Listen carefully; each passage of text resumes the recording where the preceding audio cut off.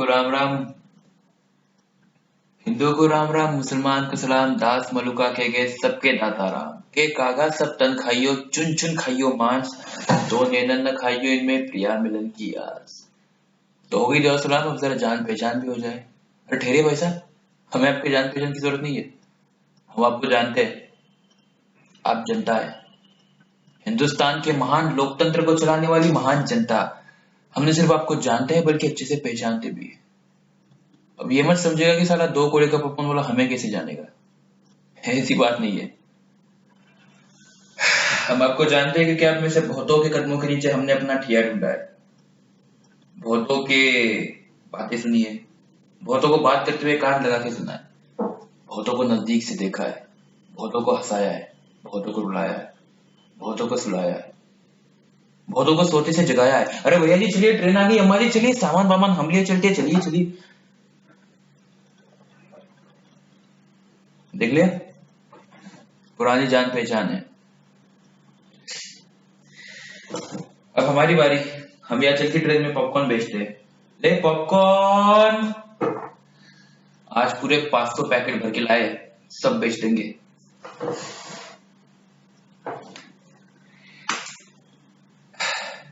लो भाई साहब, नाटक शुरू हुआ नहीं कि वो सोचना शुरू कर दिए। सोच रहे होंगे कि वही होगा घिसा पिटा गरीब पूंजीवाद का मारा। नाटक खत्म होने के बाद दरवाजा खोल के कहेंगे कि poor man, can't we do something for him. ऐसी बात नहीं है, हम गरीब जरूर है लेकिन हम बेचारे नहीं है, याद रखिएगा। हम आपको जानते हैं लेकिन आप हमें समझने में बेचारे का धोखा मत खाइए। इसलिए पहले अपना इंट्रोडक्शन कराए देते। हमारा नाम रूपक है। वैसे यहाँ पे तो हर कोई ए पॉपकॉर्न वाले केकरी पुकारता है, तो रूपक नाम डिग्री में ही ठीक है। हाँ, डिग्री की है हमने, एमए की डिग्री। अब दोबारा आप हमें ये मत समझिएगा पढ़ा लिखा पॉपकॉर्न वाला है। देखिए, हम पॉपकॉर्न अपनी मर्जी से बेचते हैं, हमारे पढ़ाई का और हमारे इस काम का कोई ताल्लुकात नहीं है, पहले ही बता देते। और सिर्फ एक ही डिग्री नहीं है हमारे पास, आपके बेचारगी के बदौलत चलती ट्रेन में हमने समाज शास्त्र में एमए और पीएचडी भी कर ली है, समझ गए। हालांकि पढ़ाई ये सोच के नहीं की थी कि पॉपकॉर्न बेचेंगे।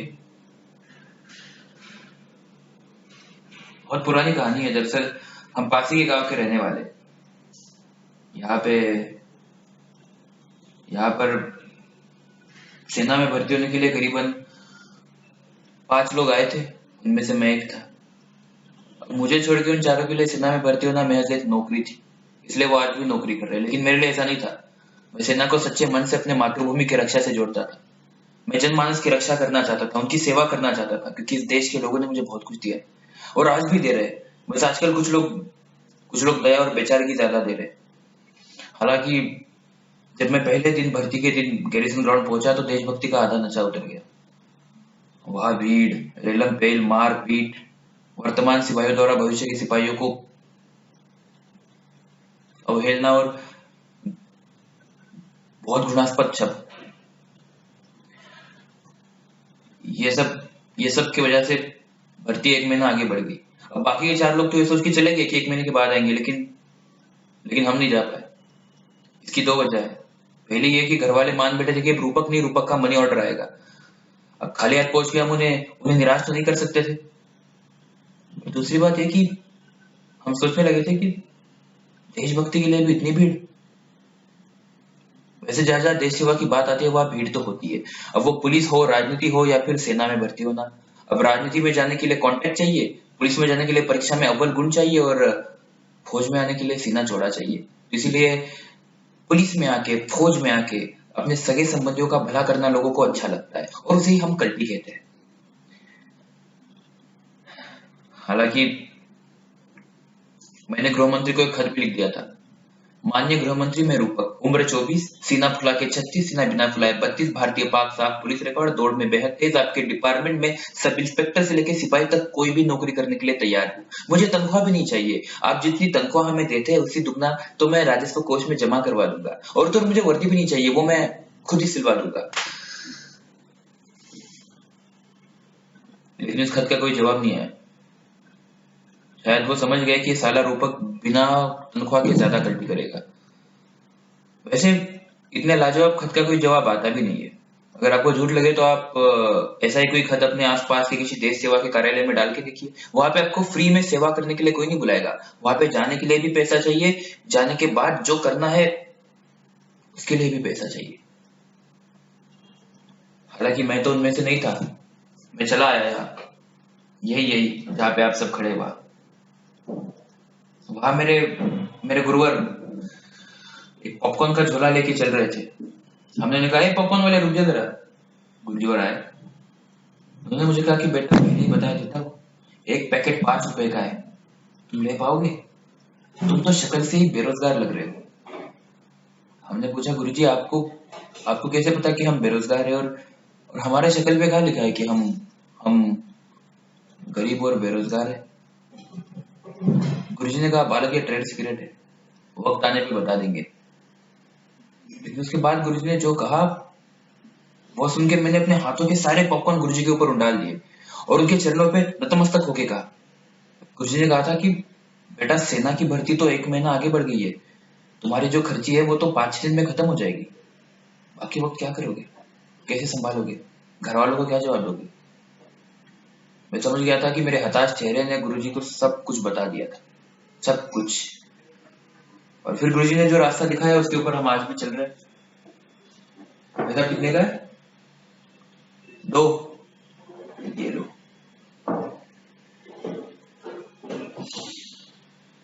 क्या कहा? गुरुजी ने क्या बताया? अगेन ट्रेड सीक्रेट है, टाइम आने पे बताएंगे।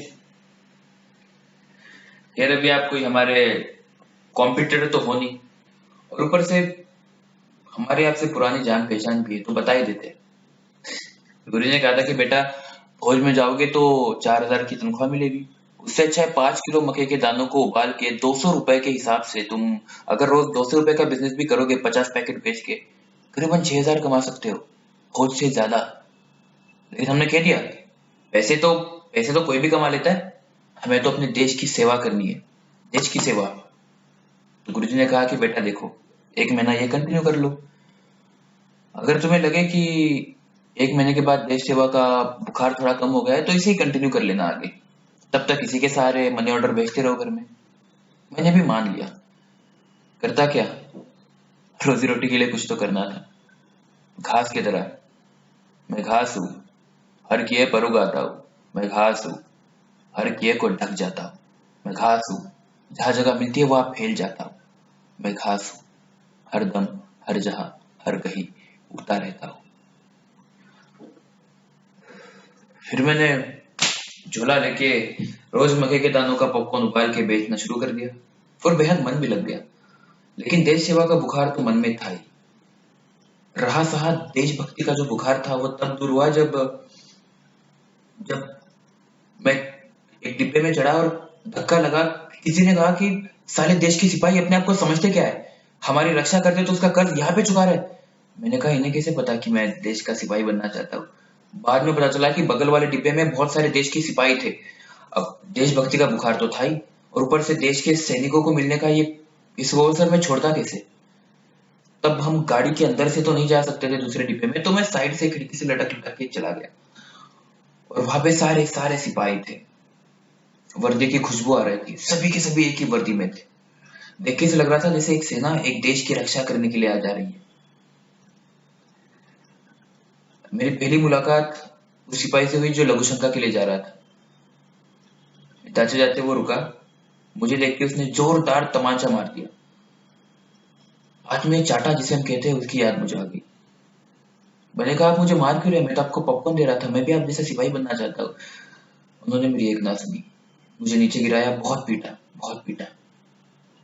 उसके बाद दूसरा सिपाही आया, उसने भी बूट जोर से फेंक के मारा। पॉपकॉर्न की बोरी तो गिर गई थी, लेकिन हौसला नहीं टूटा था। इतने में एक औरत अपने बच्चे को लेके आ रही थी उसी डिब्बे में। उसे भी कुछ सिपाही ने बहुत मारा, और इतना मारा कि वो औरत गिरने ही वाली थी डिब्बे से। इतने में मैंने उसे बचा लिया, और उसके बच्चे को भी। वाशी स्टेशन पे हम दोनों उतर गए। उस औरत ने कहा कि बाबूजी, आपके वजह से मेरे बच्चे का पुनर्जन्म हुआ है, आपने इसे नई जिंदगी दी है। मैंने कहा नहीं, पुनर्जन्म तो मेरा हुआ है। अभी पैदा हुआ हूं मैं, अभी पैदा हुआ हूं इसी वक्त। अब से मैं सिपाही नहीं हूं, मैं पॉपकॉर्न वाला, पॉपकॉर्न वाला। मेहनत की लूट सबसे खतरनाक नहीं होती, पुलिस की मार सबसे खतरनाक नहीं होती, गद्दारी लोग की मुट्ठी सबसे खतरनाक नहीं होती, बैठे बिठाए पकड़े जाना बुरा तो है, सहमी सी चुप में जकड़े जाना बुरा तो है, पर सबसे खतरनाक नहीं होता। सबसे खतरनाक होता है मुर्दा शांति से भर जाना, न होना तड़प कर सब कुछ सहन कर जाना, घर से निकलना काम पर, काम से लौट के दोबारा घर आना। सबसे खतरनाक होता है हमारे सपनों का मर जाना।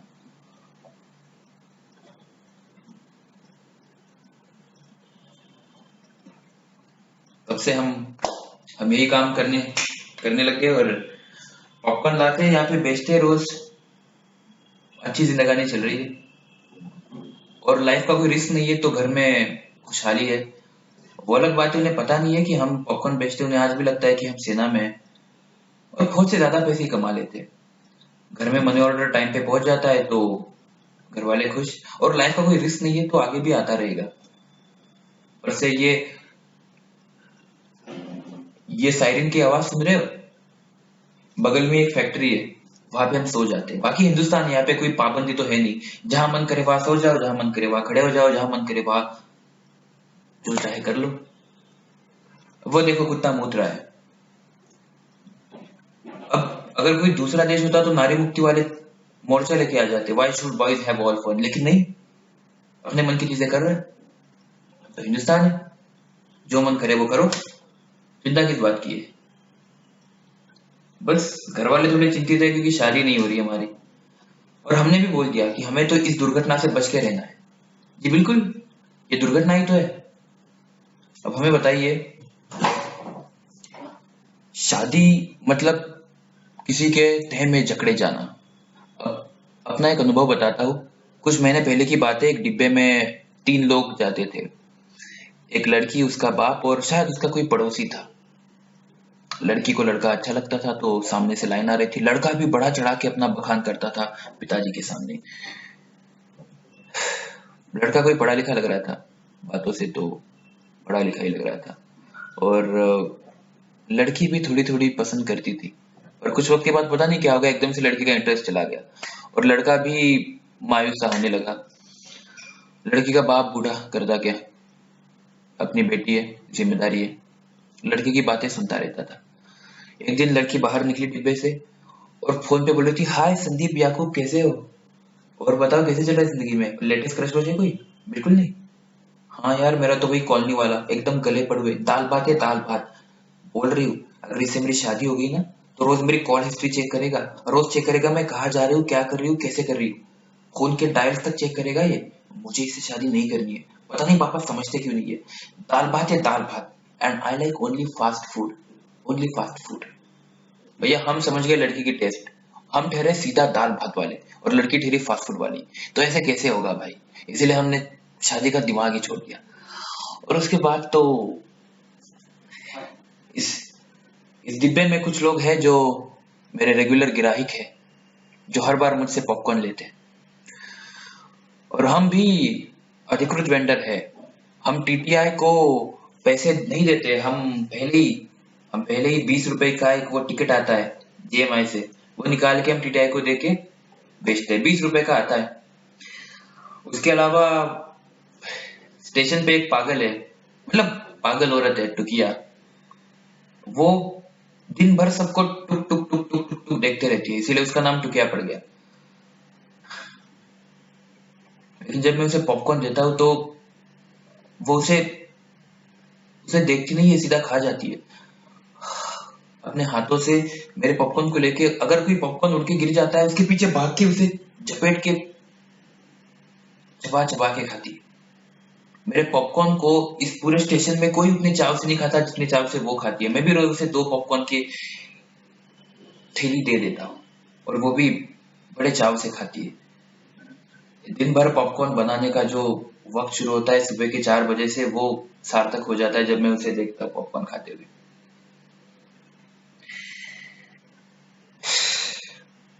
बस इन दो परोपकारों की वजह से जिंदगी आबाद चल रही है। और स्टेशन पे साथी तो है ही, टुकिया। लोग इसे पागल कहते हैं, लेकिन पता नहीं क्यों इसमें कुछ खास लगता है मुझे, जो बाकियों में नहीं है। हाँ भैया, अखबार देना। हमने पढ़ाई भले छोड़ दी है, लेकिन अखबार पढ़ना कभी नहीं भूले।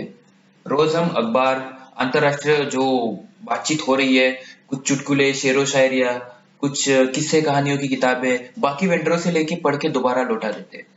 और अंतरराष्ट्रीय बैंक के साथ जो भी चल रहा है वो सब।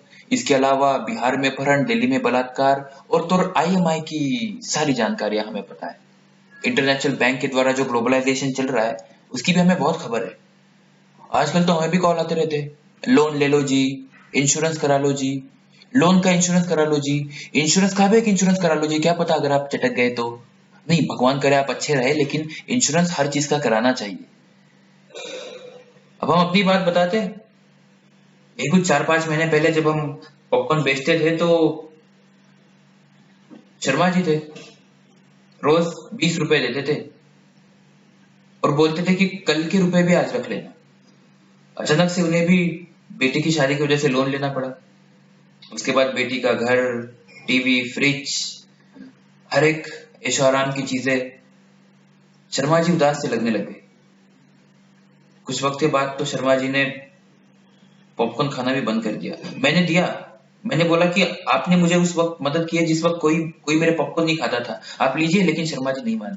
स्वाभिमान इंसान को कुछ करने नहीं देता। पहले कॉल लगाया करते थे, आज आज मिस कॉल आता है।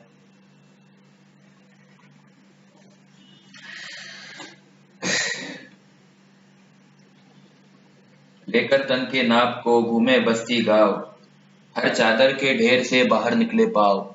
अगर आपके पाव भी अपने चादर से बाहर फैल रहे तो नई चादर आज ही लाए। 200 रुपए प्रतिमाह की ईएमआई के ऊपर उपलब्ध है। फाइनेंस भी हम करा देंगे, उसका इंश्योरेंस भी करा लीजिए, क्या पता चादर फट गई तो। वैसे अगर आपके आसपास कोई ईएमआई का शौकीन है तो उसे गौर से देखिएगा। धीरे धीरे वो झुकता चला जाएगा, ईएमआई के बोझ से झुकता चला जाएगा। और उसके बाद वो सर के बल चलेगा। फिर उसे जूते दिलाने की जरूरत नहीं है, क्योंकि वो इतना झुकेगा कि सर के बल चलेगा। और सर के ऊपर जूता अच्छा नहीं लगता। वैसे जूता बड़ी बड़ी कमीनी चीज है, क्योंकि ये पैरों के बीच में फिट हो जाती है, पैरों और जमीन के बीच में। और फिर थोड़ा सा फासला रह जाता है पैरों के बीच में और जमीन के बीच में। और फिर आदमी धरती से थोड़ा ऊपर उठ जाता है और फिर आदमी उड़ता रहता है। और ऊपर से उसे ईएमआई दिला दो तो ईएमआई के पंख लग जाते हैं। वो पंख उसे और उड़ाते, हवा में वो उड़ता रहता है अनगिनत समय तक। और उसके बाद इतने खराब तरीके से गिरता है कि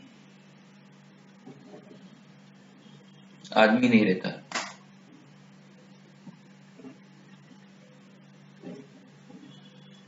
हवा में उड़ता रहता है। लेकिन यहाँ पे हवा कहाँ से आए? यहाँ भीड़ इतनी होती है ट्रेन में कि सिर्फ और सिर्फ पसीना आता है। यहाँ पे एक आदमी का एक हाथ ट्रेन पे होता है, ट्रेन के डंडे पे, एक हाथ अपने पॉकेट पे। हमारा पॉपकॉर्न कहाँ से खाएगा है? आपने आबादी बढ़ा रखी है शादी कर करके, तो इसका मतलब क्या आप हमारे रोजी रोटी पे लात मारोगे? यहाँ पे एक आदमी कहता है मुझे भारतीय होने पर लगातार गर्व है, उसके पीछे उसकी औरत कहती है मुझे भारतीय होने पर लगातार गर्व है। देश की आबादी बढ़ाओ और हमारे धंधे के ऊपर लात मारो। सही है, बहुत सही है। और जिन्हें भारतीय होने पर गर्व है वो चिंतन बहुत करते हैं, बहुत सारा चिंतन करते हैं। वो देश के विकास के बारे में हर दम चिंतन ही चिंतन करते रहते हैं। इतना चिंतन करते हैं कि कभी कभी लगता है देश के विकास के लिए चिंतकों की आवश्यकता है। वो ग्लोबलाइजेशन, अर्बनाइजेशन, कैपिटलाइजेशन सब चीज के ऊपर चिंतन करते रहते हैं। हम सुनते हैं, हम स्टेशन पे हर रोज लोगों की बातें सुनते रहते हैं कि अमेरिका इंटरनेशनल गुंडा है, अमेरिका सबके ऊपर साम्राज्यवाद लाद रहा है, अमेरिका किसी को चैन से रहने नहीं देगा, अमेरिका अपना अपना बिजनेस पूरी दुनिया में फैला के सबको अपना गुलाम बना रहा है। अब कल एक भाई साहब से बात हुई थी, वो बोल रहे थे कि अमेरिका गुंडा है, हमें पेप्सी नहीं पीना चाहिए, डेनमार्क में पैसा जाएगा, हमें वोल्क्सवैगन नहीं लेनी चाहिए, जर्मनी में पैसा जाएगा, क्यों हम बाहर के लोगों की चीजें खरीद रहे। हमने उन्हें कहा भाई साहब अपने बाल और चमड़ी देखिए, फेयरनेस क्रीम तो आपने भी लगा रखा है, बर्गंडी और गार्नियर तो आप भी लगाते हो, तो आप अपने त्वचा, अपनी चमड़ी को स्वीकार नहीं करते और आप अमेरिका को गालियां देते हो। भाई साहब ने भी बोल दिया, पॉपकॉर्न के पैसे कितने में बताओ, मैं जल्दी दे देता हूँ। जवाब नहीं था, कट गया। वैसे मुझे लगता है लोग मुझसे बातें सिर्फ टाइम पास के लिए ही करते हैं। वैसे भी पॉपकॉर्न होता है टाइम पास है, पॉपकॉर्न को कोई सीरियसली नहीं लेता। टाइम पास में खड़े हैं, ट्रेन में कोई आ नहीं रहा है या तो गाड़ी लेट हो गई, खड़े खड़े पॉपकॉर्न खाते हैं लोग, तो पॉपकॉर्न टाइम पास ही है। कुछ दिन पहले रुकिया पता नहीं क्या हो गया था, पागलों जैसी भाग रही थी। पागल तो वो है ही, लेकिन इससे इसके पहले कभी भागी नहीं थी ऐसी। मैंने सोचा जरा जाके देखूं, एक तो पूरे स्टेशन पे मैं ही उसका थोड़ा करीबी था। तभी पंडित जी बोले, रुपेश जा मत उसके पास, तू क्या पगला गई है, सतिया गई है, उसके पास मत जा, मारेगी तुझे। मैंने बोला नहीं, जरा देखी तो क्यों पागलों जैसी भाग रही है। पूरी तमाशबीन लोगों की भीड़ खड़ी थी, लेकिन कोई टुकिया को संभाल नहीं रहा था। टुकिया मेरे सामने आके खड़ी हुई, मुझे जोरदार चाटा चढ़ दिया और मेरे मेरे हाथ पे, मेरे छाती पे पागलों जैसी नाखून के निशान डाल दिए। मैं कुछ बोलता इतने से पहले जोर से मेरे गर्दन पे काट दिया और टुकिया गिर गई। करीब से देखा तो उसके शरीर पे भी वैसे निशान थे जो मेरे शरीर पे थे। वो भी उन्हीं घाव से गुजर रही थी जो घाव मेरे शरीर पे अब है। तभी टुकिया ने एक और घाव के दिखाई दिया। अपने पल्लू से एक आधा खाया हुआ सेब निकाल के मुझे दिखा रही थी और बेहोश हो पड़ी। सारी भीड़ देख रही थी। इतने में एक फलवाला पीछे हट रहा था। मैं भाग के गया और उसे पकड़ के बहुत पीटा, बहुत पीटा, बहुत पीटा। मैं समझ गया था कि टुकिया भी किसी का टाइम पास बन गई, किसी का पॉपकॉर्न बन गई। उस फलवाले को मार रहा था, इतने में टुकिया ने पॉपकॉर्न की बोरी ली और चलती चली गई। मेरा पॉपकॉर्न लेके शायद यही बोल रही थी कि मैं पॉपकॉर्न हूं, मैं टाइम पास हूं। अभी स्टेशन पे सिर्फ सिर्फ एक पॉपकॉर्न वाला नहीं था, दो पॉपकॉर्न वाले थे।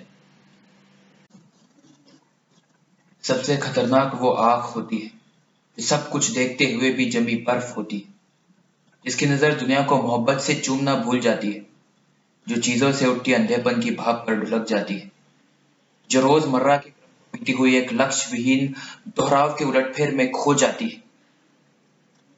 सबसे खतरनाक वो दिशा होती है जिसमें आत्मा का सूरज डूब जाए, उसकी मुर्दा धूप का कोई टुकड़ा आपके जिस्म के पूरब में चुभ जाए। सबसे खतरनाक वो आग होती है। सबसे खतरनाक होता है मुर्दा शांति से भर जाना, न होना तड़प कर सब कुछ सहन कर जाना, घर से निकलना काम पर और काम से लौटकर फिर घर आना। सबसे खतरनाक होता है हमारे सपनों का मर जाना।